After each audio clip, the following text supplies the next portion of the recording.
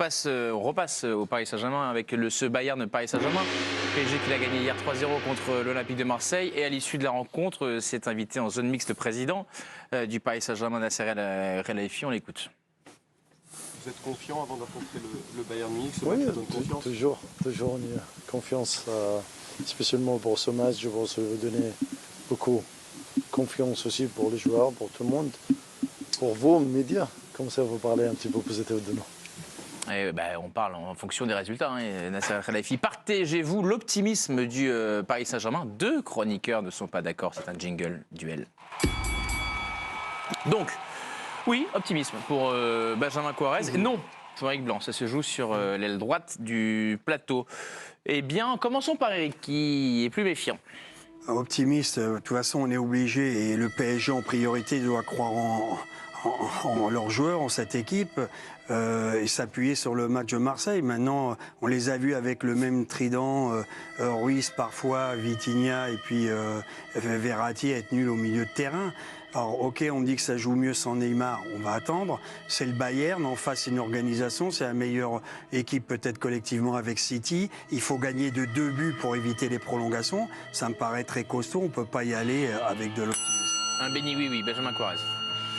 Je me doute que l'adversité sera forte et que ce sera un match compliqué pour le Paris Saint-Germain, mais évidemment je suis optimiste parce que le Paris Saint-Germain peut compter dans ses rangs le meilleur joueur du monde, Kylian Mbappé, qui marche sur l'eau, qui est juste incroyable et qui, lors du match aller, a prouvé en l'espace d'une demi-heure qu'il pouvait terrasser n'importe quel adversaire. Il a encore prouvé à Marseille qu'il était juste incroyable, je l'ai déjà dit. Les PSG, s'ils abattent les mêmes courses qu'au Vélodrome, feront, à mon sens, une très grande rencontre. Et encore une fois, j'étais au match aller au Parc des Princes pour voir le Bayern Munich à l'œuvre aussi, et j'ai pas trouvé un grand Bayern Munich, et ce sera évidemment redoutable.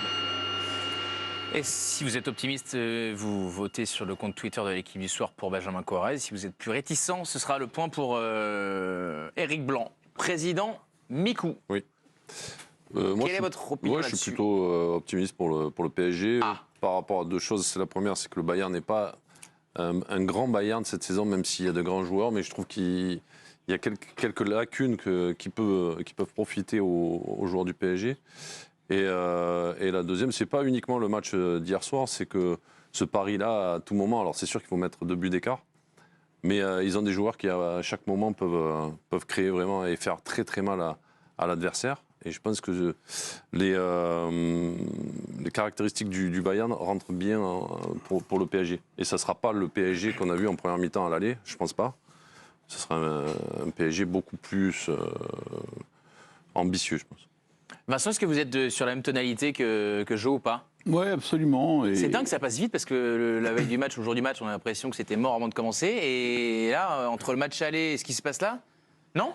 Enfin, la tonalité était très négative quand même. Oui, mais déjà, c'est vrai que comme l'a dit Benjamin, déjà la rentrée d'Mbappé à l'aller montre qu'il y a 2 matchs possibles. Bien sûr. Et que le deuxième match possible, c'est pas du tout il ressemble pas du tout au premier. Ce qu'on a vu hier soir, ça renforce forcément l'optimisme. Quand on voit que les joueurs du PSG sont capables de courir aussi, et de courir autant que leurs adversaires, et même de courir plus que leurs adversaires, ça change tout le paysage. Ça suffit pas, ça suffira pas, et ils sont en retard, et ces 2 buts, c'est pas rien, même avec la nouvelle règle des buts à l'extérieur qui enlève un peu la pression de compter autre chose que l'écart. C'est pas facile, mais je sais pas, je trouve que je ne suis pas sûr que le Bayern soit capable de faire une performance défensive absolue et cynique. Et c'est pas le genre de la maison. C'est pas le genre de la maison. Ils vont jouer quand même. Ils vont quand même laisser des espaces. Ils savent pas faire autrement. Donc franchement, pour un duo Mbappé-Messi, mettons de côté Neymar, pas par préférence, mais par de fait, par les blessures, on peut tout à fait retrouver des conditions assez proches de ce qu'on a vu hier soir. Yvan. La question pour l'équipe PSG, c'était de savoir si tu es capable de faire des efforts ensemble et de vraiment se mettre minable sur un terrain, et ils l'ont fait. La deuxième question, c'était est-ce qu'ils ont la personnalité pour s'imposer sur des matchs comme ça, où c'était quand même compliqué d'aller gagner au Vélodrome, comme ça sera compliqué d'aller gagner à Munich. C'est pas le même niveau quand même. Non, bien sûr. Mais aujourd'hui, tu n'as pas un grand Bayern Munich en face non plus. Le truc, c'est d'avoir une équipe qui fait les efforts comme ils l'ont fait hier soir. Et on les a rarement vus cette année quand même faire comme ils ont fait hier soir. Et avoir cette personnalité, parce que souvent ça a aussi manqué de personnalité. Ça jouait un peu le tout venant, ils arrivent à gagner, pas gagner en fonction des exploits des uns et des autres. Hier soir, on a senti une force. Oui, mais enfin, moi, je vous entends. de PSG, quoi. Et je ne suis pas pour le Bayern, mais il y a eu beaucoup d'espace. Tout a été fait pour que, quelque part, Mbappé puisse exprimer toutes ses qualités, et puis avec Messi passeur. Mais le Bayern a quand même gagné. Mané revient. Quand tu vois Sané, Moussiala, enfin moi je veux bien, hein, Guimi, je vois leur milieu corps, mais tu as vu l'équipe qu'ils ont, Davis arrière droit qui va être sûrement arrière gauche, Oui. autant pour moi, Non, mais qui va, je dirais, apporter aussi de la vitesse. C'est une équipe quand même très dangereuse qui, pour moi, je suis sûr qu'ils marqueront. Mais c'est une équipe Donc, dangereuse. à ça, partir c'est de évident. ce moment-là, On l'a vu à l'aller. pour moi, que j'espère me tromper, ça veut dire qu'ils marquent 3 buts, voire 4. Donc c'est un très mauvais résultat à l'aller, même si Mbappé, vous me dites, il peut tout refaire, oui, mais ils peuvent aussi le maîtriser, ils peuvent couper la trajectoire de passe entre Messi et Mbappé, ils ne sont pas cons les Allemands. Nagelsmann, il a dit il aura un plan, il n'est pas dupe, Mais ils il ont a des vu le problèmes match. à la perte de balle quand même, le Donc, Bayern. À la oui, perte de mais- balle dans la transition de jeu, et ce qui peut Oui, être mais enfin, ils sont- une des forces de Paris. Je trouve qu'ils ont du mal cette année, Oui, défensivement, à se avec replacer. Nagelsmann, c'est plus du tout le Et Bayern c'est Munich vrai. organisé, huilé qu'on a connu. C'est beaucoup de déséquilibre. Oui, c'est- je pense que c'est vous particulier. vous trompez sur le niveau qu'affichera sûrement le Bayern dans une semaine. Messieurs, prenons la direction de la Bavière et de Munich justement pour rejoindre Alexis Menuche. Pourquoi vous rigolez? Non, parce qu'on se trompe. Moi, je parle pas de rugby, mais on se trompe nous, sur la valeur du Bayern Munich. Ça m'a fait rire. Bonsoir Non, parce Alexis. que vous dites qu'ils ne sont pas bons, et c'est vrai qu'ils n'étaient Non, pas on a bons pas il y a dit ça. 15 jours. On a dit Ils se dans le jeu de la redressent, transition. c'est leur objectif principal. Messieurs. Moi, je trouve que le Bayern, vous ne les prenez pas au sérieux, mais On, bon, c'est votre on problème. décroche. On voit avec Alexis Menuche et on revient pour parler du Bayern Munich. Bonsoir C'est la Alexis. meilleure équipe depuis Le 5 Bayern ans. qui s'est imposé 3-0 ce week-end et Nagelsmann était plutôt satisfait. Hein. Bonsoir Alexis. Eh bien, tous les voyants sont au vert au Bayern Munich. Même score que le Paris Saint-Germain à Marseille. Les Bavarois ont disposé facilement de l'Union de Berlin 3-0. Un score acquis déjà à la fin de la première mi-temps. Peut-être, sans doute même la meilleure période des Bavarois avec une prestation la plus aboutie depuis le début de saison. Pour une fois, Julian Nagelsmann était pleinement satisfait de la prestation de ses joueurs. Il en a profité en seconde période pour reposer certains cadres, notamment Kingsley Coman actuellement excellent. Il n'y a pas eu de nouveaux blessés. Et puis, le grand retour à la compétition, presque 4 mois après son opération du genou de Sadio Mané. Il fera partie du groupe face aux Parisiens la semaine prochaine, mais ce match arrivera un petit peu trop tôt pour le Sénégalais pour prétendre à une place de titulaire. Mais on a vu parfois les. Alexis a raison, hein. Ce week-end, ils ont été très costauds. Ouais. Face à Union Berlin, c'était Qui est une bonne l'équipe équipe, hein. surprise Ouais. qui en a mis 3 quand même à l'Ajax cette semaine, et qui est un vrai prétendant au titre. Et ils ont, voilà, après, dans ces gros matchs, le Bayern arrive à se retrouver, parce que sur ce match-là, l'Union Berlin a eu pratiquement aucune chance de marquer. Et à la mi-temps, comme l'a dit Alexis, il y avait 3-0 pour le Bayern. Donc ils arrivent à être costauds et se retrouver sur ces gros matchs. Donc voilà, on espère que ce ne sera pas le cas. Qui sont troisième quand mardi, de mercredi. Bundesliga. Parce que, par contre, Upamecano, parce que j'ai vu que c'était De Ligt qui avait Hier, joué avec oui. Pavard. Ouais. Upamecano n'était pas là, peut-être suspendu. Suspendu. Il va revenir. Oui. Et tu as Cancelo qui vient d'arriver, qui fait la maille. Oui. Non, Bon. qu'il a mis sur le banc ce week-end. Parce que Ouais, c'est Non, il pas- est rentré juste quelques minutes. Il a pas Il mis alterne non, parce les qu'il je n'était pas sais, mais content. c'est énorme. Et Alphonso Davies, Non, mais le Bayern il de n'avait Mu- pas fait une accélération depuis 4 matchs et il recommence à jouer. Müller est sur la fin et c'est Choupo-Moting dehors. Donc c'est quand même pas une équipe Bah oui, phénoménale, mais le Bayern. alors, Müller, c'est pas mal, d'accord. quand même. Müller, c'est pas mal. Sur le Oui, match, Müller, il a Yo, été bon. Joe, il est sur la fin. Non, moi, ce qui Ouais. m'inquiète un peu, il est pas c'est si que vieux. bon, c'était un choix tactique de Pas Galtier l'âge sur ce qu'il fait.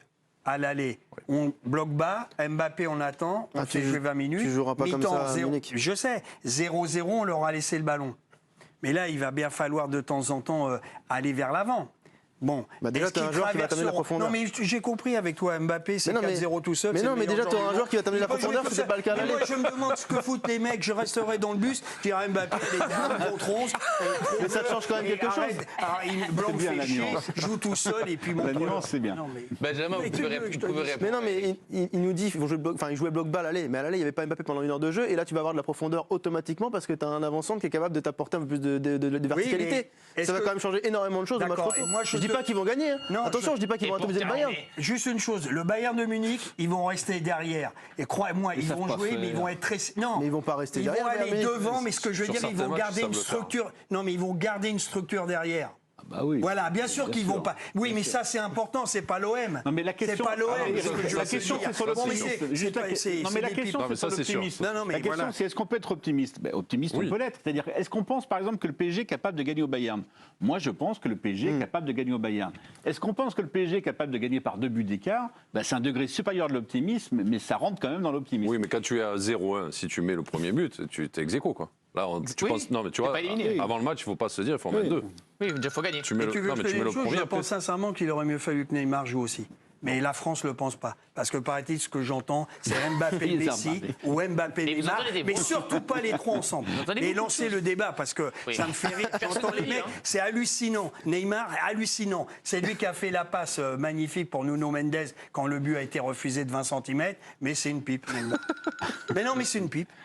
Mais personne n'a dit, vous savez. Mais si, j'entends. Non, Mais Eric, arrête, je me Eric, déplace et j'ai Eric. des oreilles et j'écoute et je vois des plateaux et j'ai voilà. Mais tout à l'heure, vous nous qu'est-ce dites que tu veux que je te personne ne dise croit en Marseille, la petite musique, c'est qu'ils vont exploser. Le match, c'était hier soir, il y a eu une émission, là, on est à la deuxième émission de l'équipe du soir, et là, tout le monde vous dit Marseille va pas s'écrouler. Et vous dites non, mais personne ne croit en Marseille. Tous les gens ici disaient le contraire. Vous entendez des voix. Non, mais Prenons la direction de déjà, Marseille. s'est écroulé, il n'y en a que 3 sur 2. Tu vois, il y a 2 places pour 3. Oui. Si on enlève Rennes, Oui. Lens, Oui. Monaco et Marseille. Donc, pour être sur le podium, tu as 3 équipes, c'est jouable pour Marseille. Benjamin pense que Mbappé peut gagner à Munich tout seul. Non, pas du tout. Va ajouter un deuxième joueur. Un deuxième joueur, Giovanni. Mais Nous, c'est Nuno Neymar, Mendes. c'est des deuxièmes Écoutez, couteaux, des troisièmes, des quatrièmes, Eric, des fourchettes. Eric, Enfin, je sais pas ce que écoutez, Giovanni va vous dire que c'est Nuno Mendes qui va qualifier le Paris Saint-Germain à Munich. Giovanni, c'est à vous. Eh ben, s'il a le retour, antenne, Giovanni. Assisez-vous là. Mais quel lancement, Bertrand, c'est n'importe quoi. Non, juste pour Eric, parce que ça peut compter, c'était pas 20 cm, c'était 2 cm le but pour Mbappé. Les centimètres, ça peut parfois faire la différence. Non, mais parce qu'évidemment, bon, vous avez tout dit, quand Mbappé est rentré, ça change énormément de choses, etc. Mais pour vous dire, par rapport à hier, de ce que j'ai vu au stade, voilà, de ce comment il s'est comporté aussi, je trouve que Nuno Mendes sur le côté gauche, il est en train de remonter en température, il est exceptionnel sur les couvertures justement, parce que Paris ne jouera pas le même match, il va être essentiel. Je trouve que défensivement il est de plus en plus fiable, et l'entente qu'il peut avoir avec Kylian Mbappé sur les relais, je trouve que c'est énorme. Donc évidemment que Mbappé, Messi, peut-être Neymar s'il est là, auront un rôle essentiel, mais Mendes, vu comment défend le Bayern Munich sur les côtés, ça sera absolument essentiel, et je trouve en grande forme le Portugais, mon cher Bertrand. Merci beaucoup, Giovanni Castaldi, accompagné de Nicolas Chebriand. Vous avez été énorme, vous aussi. Je vous souhaite une bonne nuit sur les hauteurs de Marseille. Reposez-vous bien. Il a l'air de Vous cailler. avez dit, Joanne? Bonne soirée. Je Plutôt. pense que c'est bonne nuit. Il travaille beaucoup. Il est Ah arrivé hier déjà. Et il faut se remettre de ce. Et vous savez que Paris-Marseille en TGV, c'est long, c'est C'est fatigant. très très long. Bertrand, j'imagine. Oui, Salut. bah parlez. Mais qu'est-ce qu'il a Bah, vous allez parler. Ce soir. Bertrand, Oui, il joue Reims. oui, est-ce que... Est-ce que vous pouvez me permettre de remercier le Sofitel Vieux-Port qui nous ont gentiment accueillis ce soir pour faire les duplex dans votre émission, Bertrand. Eh ben, Voilà, c'est- je vous c'est- laisse tranquille. C'est chose faite, on les mais embrasse. il va lui faire une ristourne. C'est bon, c'est fait. Il va lui faire une ristourne. Comment? Le patron va lui faire une Non, ristourne. non, mais en tout cas, c'est important parce qu'on travaille dans des meilleures conditions comme ça. Simplement, Ouais. on veut écouter Ah ouais. l'extrait de conférence de presse de Christophe Galtier hier à la suite de la blessure de Presnel Kimpembe. Très mauvaise nouvelle, qui souffre d'une rupture du tendon d'Achille, saison terminée. On écoute le coach marseillais du Paris Saint-Germain. Les joueurs que vous avez à disposition, la première idée était de repasser à 3 avec la présence de Presnel Kimpembe qui malheureusement s'est blessé rapidement et sûrement gravement. Il était important d'avoir dans mes 3 défenseurs un gaucher. Voilà. Malheureusement, Presnel est sorti rapidement, mais Danilo a été très bon, même si j'ai changé, j'ai mis Marquinhos de l'autre côté. Christophe Galtier, on l'entend, qui est quand même largement désarçonné par la blessure de son défenseur qui avait tout fait pour revenir. On lui souhaite d'ailleurs un prompt rétablissement. On en parle beaucoup des joueurs et c'est vrai que pour eux, une blessure aussi longue, c'est forcément un énorme coup dur pour sa carrière. Donc on pense à lui. Mais pour le Paris Saint-Germain, messieurs, sur le fait, et d'ailleurs Yvan, on en parlait en première partie, Christophe Galtier disait j'ai trouvé mon équipe peut-être pour la suite de la saison. Et vu qu'ils n'ont pas de recruté de défense, là c'est Mais terrible. il a un défenseur central en moins, il a un défenseur central de vitesse, de vélocité qui peut jouer Gaucher. qui peut jouer vers l'avant et aller chercher. C'est pas Danilo qui va le faire. Ramos fait du bon, du moins bon. Marquinhos hier soir était très bon et il doit continuer la deuxième partie de saison comme ça. Mais forcément, il perd une solution technique. Ils n'ont pas de remplaçant. Après, c'est l'ancien des gamins du centre. Et Bichevou n'est pas prêt, hein, on l'a vu.